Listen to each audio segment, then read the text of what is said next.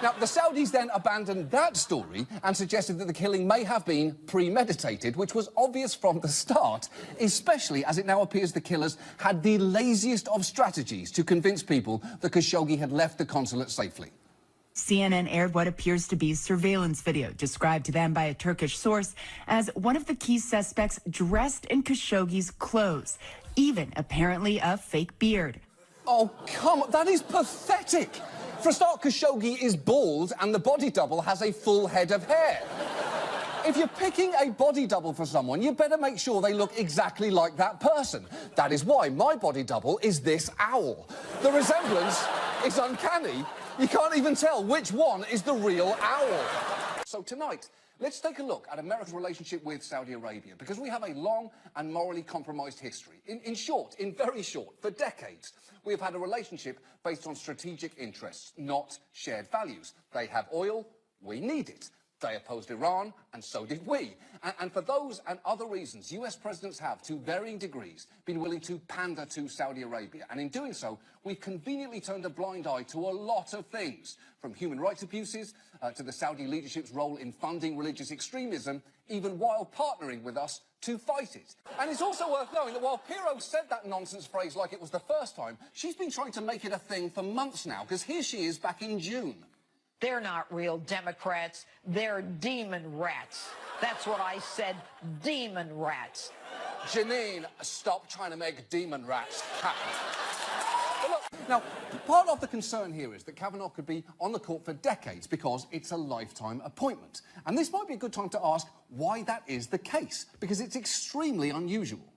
A lot of other countries follow our Supreme Court's pattern of invalidating laws. None of them have life tenure. There is not a judge in the world, in any democracy, who sits on the highest court of their land and has life tenure. Exactly. Lifetime appointments to the highest court is one of those things that is uniquely American, like the Super Bowl, or drinking Budweiser, or tolerating Sean Penn. No one else understands why Americans do those things. And we got to know the friends of our friends. Then something happened. We had to deal with spam, clickbait, fake news, and data misuse. That's going to change. From now on, Facebook will do more to keep you safe and protect your privacy, so we can all get back to what made Facebook good in the first place. Friends. Because when this place does what it was built for, then we all get a little closer. Fuck you. Facebook was doing literally exactly what it was built for. That's why it was worth $600 billion. You didn't build history's most profitable data harvesting machine by accident. It's not penicillin or Applebee's cheeseburger egg rolls. How did that happen? Guys, there was a terrible mistake in the kitchen and, oh shit, you sent them out? Are people eating them? Okay, I guess we sell them now. I'm happy to say here that there is actually some good news, because it turns out there is a constitutional loophole that allows Democrats to... I'm obviously lying here. There is no good news. Everything is terrible now. And look, barring some massive screw-up for Trump, the only thing anyone can really do now is vote. And there are actually two key elections you should really try and vote in. One in 2016 and one in 2014, because that is what got us into this mess. So I want you to go and find a medium-sized cardboard box right now. Take a pen and write "time machine" on the side of it. Not because it'll take you backwards in time. It won't. It's a cardboard box. But what I want you to do is to scream into it. Just empty all the anger and frustration that you're feeling right now into that box. And when you're done, tape it up, go out, vote, knock on doors, and take that box with you. And if you ever come across someone who's thinking of sitting out an election because neither of the candidates quite do it for them, and there's not much difference between them anyway, open that box into their fucking face. But Mexico isn't just a tourist destination. We share a 1,900-mile border, and they're our third largest trading partner, and something massive is about to take place there.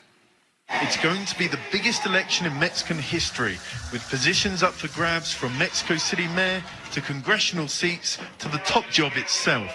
It's true. Next Sunday, we'll see the biggest election in Mexico's history, which I know probably doesn't mean much to most Americans. It's like saying the biggest mattress sale in Dutch history or the biggest mouse penis in Portuguese history. Great. Their mouse is sort of hung. How does this affect me in any way? But perhaps the genuinely remarkable thing about the summit was the deference that Trump happily showed to his counterpart. Because while diplomacy always involves a certain amount of sucking up to horrible people, Trump went above and beyond. Really, he's got a great personality. He's a, funny guy. He's he's smart, loves his people. He loves his country. He wants a lot of good things, and that's why he's doing this. Okay, so just quickly on that. No, he doesn't. No, he isn't. No, he's not. No, he isn't. No, he didn't. No, he isn't. No, he doesn't. No, he doesn't. No, he doesn't. And that's not why he's doing it. And look, I'm not going to say.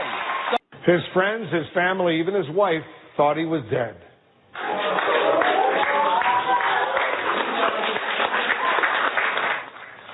But today, a shocking turn of events. The Russian journalist Arkady Babchenko turned up alive on Ukrainian TV. As it turns out, his fake death was all part of what was described as a special operation to take down a team of Russian assassins.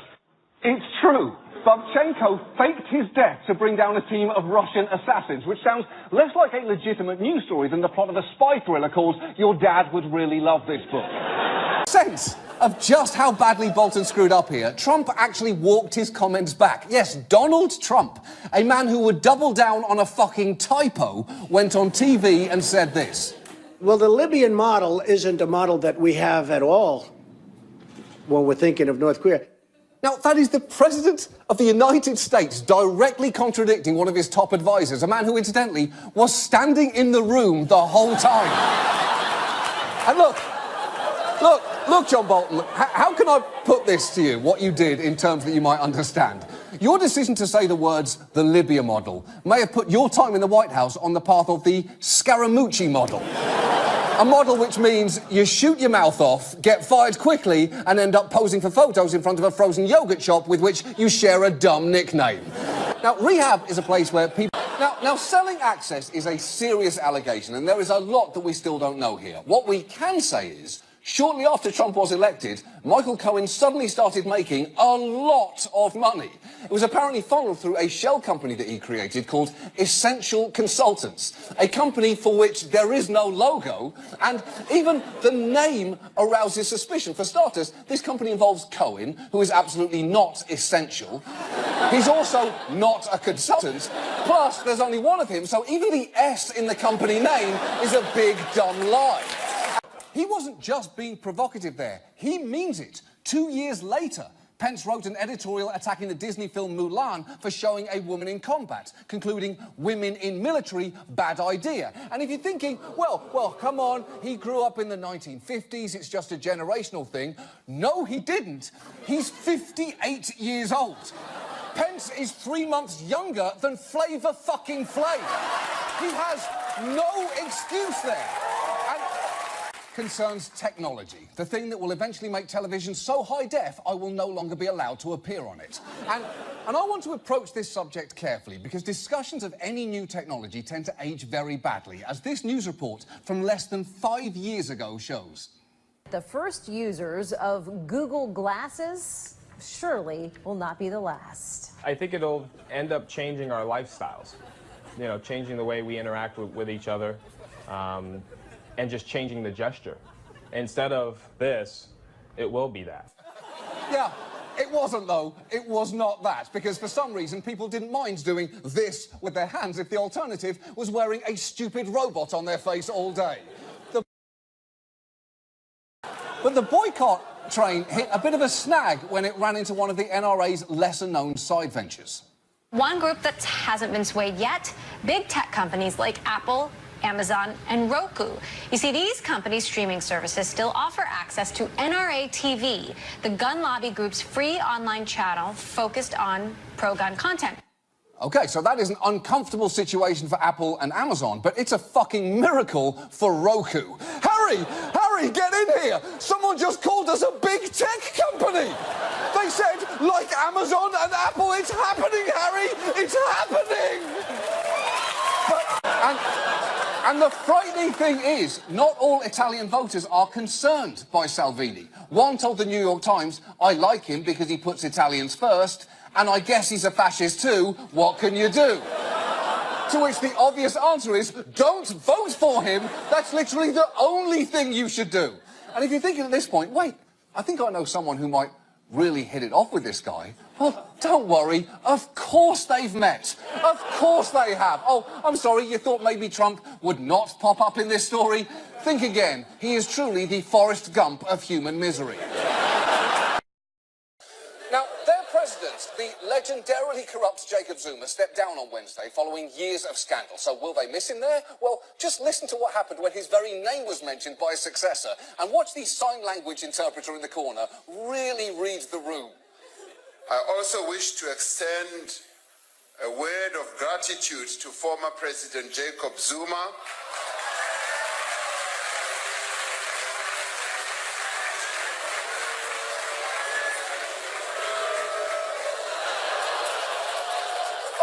I want that woman in the corner of everything I watch. State of the Union, I want her there. A figure skater falling, I want her there. Jack dies on This Is Us, I want her there. You went back into the house for the dog, Jack? Fuck the dog, you got kids, Jack, boo! Boo! Or that instead of putting his assets into a blind trust to help reduce conflicts of interest, he simply showed America that he has many large stacks of paper, presumably containing the sentence, "I can't believe I'm getting away with this," printed 750,000 times. No. Instead, we're going to talk about Trump's assault on something even more basic, the norms governing how our leaders engage with us and how, in turn, that affects the way that we engage with one another. It's why even the notion of getting him can feel so hopelessly futile. And let's first stipulate that it definitely doesn't help that so often what Trump says is complete nonsense. We often read transcripts of Trump's speeches, and it's something that everyone should actually do once in a while, because when you strip away his blindly confident, entertaining delivery and just read his words, it is staggering how incoherent he is. I can't speak to the quality of his rugs, but how the fuck is this guy spending that much on clothing? He looks like he bought all the suits that he was going to wear for the rest of his life on one day in 1982 with a cashier's check for $900. And when journalists tried to find out where he got his clothes from and called a number of high-end boutiques, they got either denials or no comments from Canali, Isia, House of Bijan, Zegna and Brioni, which is a little surprising because what brand would not want as its public face? A man who looks like an extra from a direct-to-DVD mobster movie who fell asleep in a tanning bed. But if I may quote the TSA agent assigned to inspect Mariah Carey's carry-on, let's set aside the $1.3 million in clothes for just a minute. And look, now, still, you've got to say, it is good that the president is calling attention to the opioid crisis. The problem is, attention is pretty much all he's giving it, because he didn't put out a detailed strategy, and his splashiest step, declaring it a public health emergency, doesn't actually do very much. It will streamline some access to addiction treatment, but provides few new resources. Financing comes from the Public Health Emergency Fund, which has a balance of just over $56,000. The federal government estimates the crisis costs $75 billion annually. It's true. Trump has finally chimed in with his 2 cents about how to tackle this crisis, and it involves allotting for the 2.6 million Americans addicted to opioids literally about 2 cents each. So Trump's fix for our opioids epidemic essentially boils down to, here's 2 pennies, go throw them in a fucking mall fountain and wish your addiction away. And my story didn't change. My story was always a straight story. My story was always the truth. But you'll have to determine for yourself whether or not his story changed. But I did not take. It was a smart way to make sure he stayed honest in those hearings. Well, it wasn't very stupid, I can tell you that. Wow. It wasn't very stupid. Let's break down what just happened there. First, world-class reporting, Fox News. You really held his feet to the fire there. Second, he seemed justifiably taken off guard by that compliment. And third, think about what he just said. He didn't just casually admit to misleading the American public. He also implied that doing so may have swayed Comey's testimony, which, if that was his intent, could constitute witness tampering. And on top of all that, he then implied he made Comey tell the truth about their conversations, seemingly verifying Comey's account, which is incredibly damaging to the president. And the answer to that is quite a lot. Can you even remember how this week began? Because there was actually a big story on Monday that you may have forgotten by now. top secret bombshell. Reports President Trump revealed highly classified intelligence to the Russians in the Oval Office. Sources tell the Washington Post the president was boasting to Russia's foreign minister and ambassador when he divulged the intelligence during an Oval Office meeting last week. That's right. President Trump may have inadvertently revealed code word information, one of the highest levels of classification, to Russian officials. And that is the kind of information you shouldn't even share with your closest friends, which, of course, in Trump's case, would be the golf caddy he calls Steve, even though his name is Doug, a bucket of KFC chicken, and the ghost of Roger Ailes. But for now tonight, let's move on to Vladimir Putin, perhaps the biggest threat to the United States after the President of the United States. Putin was seemingly everywhere this week, appearing in newly released clips for the upcoming Oliver Stone series on him, which looks like a truly depressing episode of Carpool Karaoke. And also appearing tonight as guest of honour on Megyn Kelly's new NBC show, which I assume is called Forget Everything I Said on Fox Since 2004 with Megyn Kelly. Now, thankfully, condemnation of Trump came fast, sometimes from unexpected quarters. A key White House Advisory Council of powerhouse CEOs voting to disband. Many of those business leaders, Democrats and Republicans, speaking out, like the CEO of Campbell's Soup, saying racism and murder are unequivocally reprehensible and are not morally equivalent to anything else that happened in Charlottesville. Wow. When you become CEO of Campbell's Soup, you do not expect to have to start your public statements with the words racism and murder are unequivocally reprehensible. You expect to start them by saying, yes, we're very sorry, but again, you're the one eating clam chowder from a can. And you know who might take issue with his statement that the white nationalists had nothing to do with Donald Trump? The white nationalists themselves. Because here is David Duke during yesterday's rally. We are determined to take our country back. We're going to fulfill the promises of Donald Trump. That's what we believed in. That's why we voted for Donald Trump, because he said he's going to take our country back, and that's what we got to do. I've got to say, David Duke and the Nazis really seem to like Donald Trump, which is weird because Nazis are a lot like cats. If they like you, it's probably because you're feeding them. Also, cats are like Nazis, but that's a whole different subject. It gets even better because that lawyer for Eminem's music publisher offered his own deep interpretation of the song. The idea of losing yourself in the moment and not missing opportunities in life is closely associated with the guitar riff at the beginning of the song, and is why the song appeals to both the public and those who wish to influence the public by using it in advertising. I now want to hear him describe every single iconic rap song in history. When the artist Juvenile uses his incessant drum hitting, it eloquently underlines his central thesis that the young woman in question appears pleasing to the eye, and that he, the singer, would very much appreciate it if she were to back, if you will, that ass up. And that is why this story is stupid Watergate. It could very well take down the government, but nobody involved understands why, or how to cover it up, or what the government fucking is, or possibly how to breathe without getting regular reminders. So for now, let's move on to the United Kingdom, the country whose most beloved children's book is about a friendless child who thinks a bear with an eating disorder and a depressed donkey are talking to him. And when confronted by this mistake, Sean Spicer, I remind you, a professional spokesperson, yet again lost control of his mouth. Can you take us through the events from the perspective of the White House that led to the miscommunication, this administration thinking that this vessel was thousands of miles away from its actual location? The President said that we have an armada going towards the peninsula. That's a fact. It happened. It is happening, rather. Wait. So Spicer is claiming that because the fleet was going to North Korea eventually, it was fine to suggest that it was on its way there now. And by that logic, I can truthfully say that Sean Spicer is currently posting his resume on Monster.com. I mean, he isn't, but he will eventually. And at this rate, possibly as soon as next week. So paradoxically, Trump is really disintegrating and in my eyes, on many levels. But paradoxically, he's doing so much good that I realize they're maneuvering him into bad so they won't call him a Russian agent, so he can look tough to the Russians, so he can look tough to the Chinese, and so he can shut down his critics. That once you feed the pirate, they're going to want more. Wait.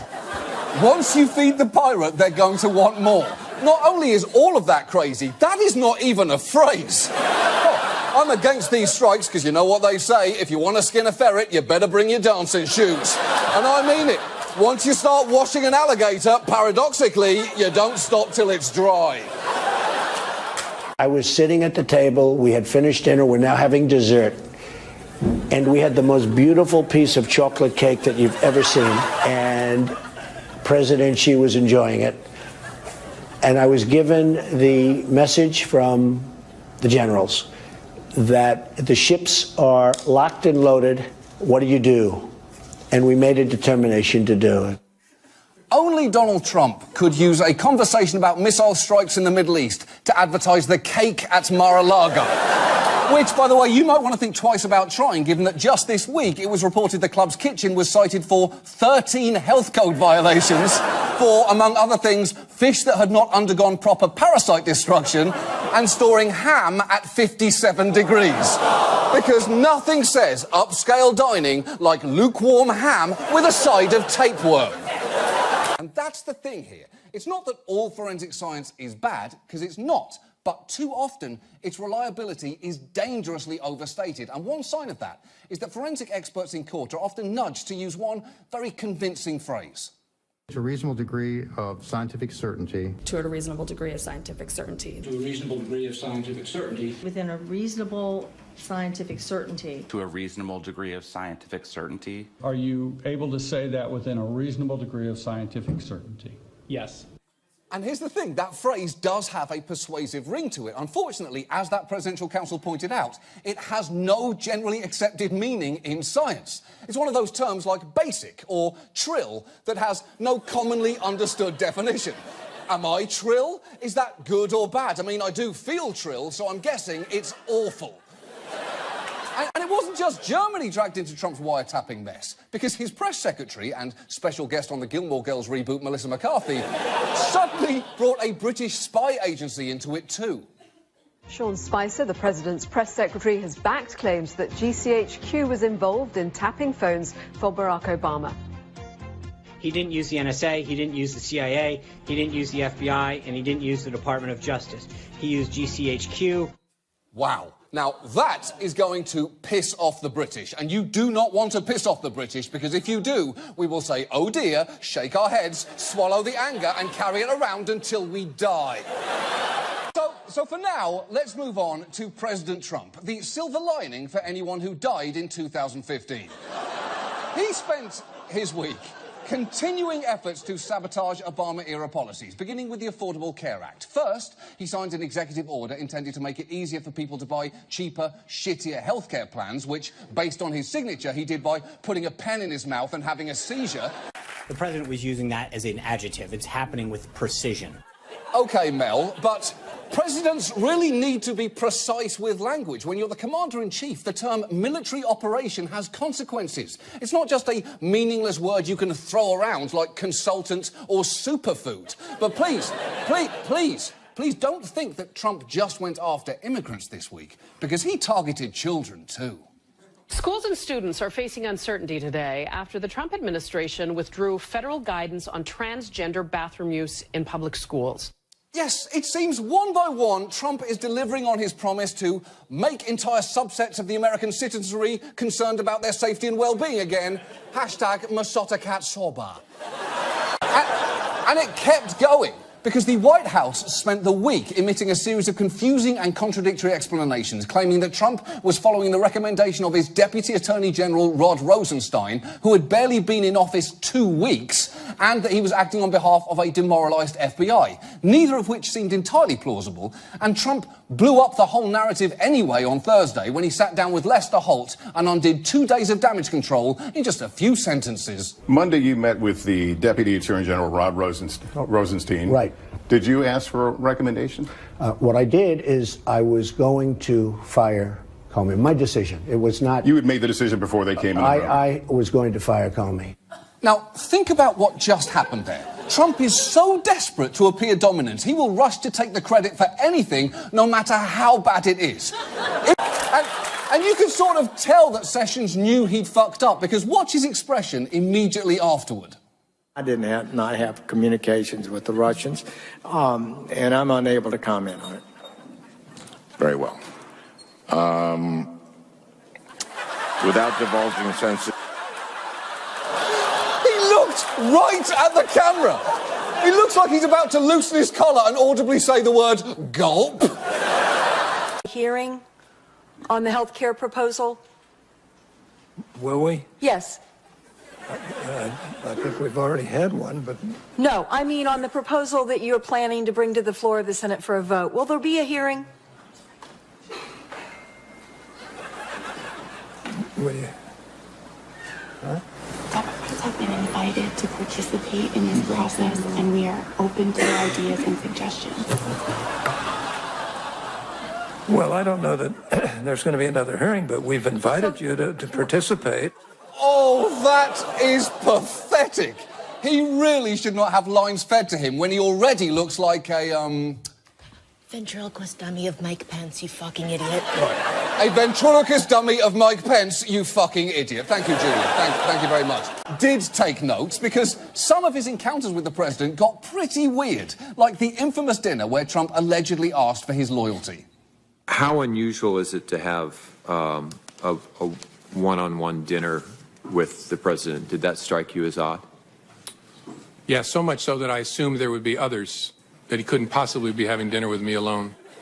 Yeah, he was tricked into a one-on-one dinner with Donald Trump, which is definitely not the first time that has happened. Comey is just lucky, frankly, that Trump didn't try and pull the old hole-in-a-bucket of popcorn trick. Now, Trump quickly issued a statement denying that he had said that, tweeting, "I love the White House, one of the most beautiful buildings, parentheses, homes, I have ever seen." And that is two qualifiers in one sentence. It's the equivalent of saying, "I love my wife. She is one of the most beautiful women, parentheses, older than 30, I have ever seen." And that was far from the most uncomfortable moment involving Ivanka this week, because at a North Dakota event later that same day, he introduced his daughter like this. Come up, honey. Shall I bring Ivanka up? Come on up, honey. She's so good. She wanted to make the trip. She said, "Dad, can I go with you?" She actually said, "Daddy, can I go with you?" I like that, right? "Daddy, can I go with you?" I said, "Yes, you can." Oh, his 35-year-old daughter calls him daddy and he likes it. That is just one of those facts that on some level I already knew, I just never wanted to have confirmed. It's like when someone Airbnbs your place, they ejaculate on literally everything. Or if I was there for the Manson murders, I probably would have stabbed someone.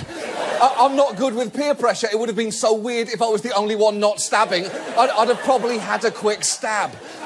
But all this drama somehow took a backseat this week to the one unfolding within the White House, where both Sean Spicer and Reince Priebus have resigned following the appointment as communications director of Anthony Scaramucci, a former hedge funder and Long Islander of the frickin' month for 643 months in a row. Scaramucci's nickname is The Mooch, which already sounds like the name of a cow STD. So, neither one of us has been with anyone else, and yet somehow I have the mooch. Is there anything you need to tell me?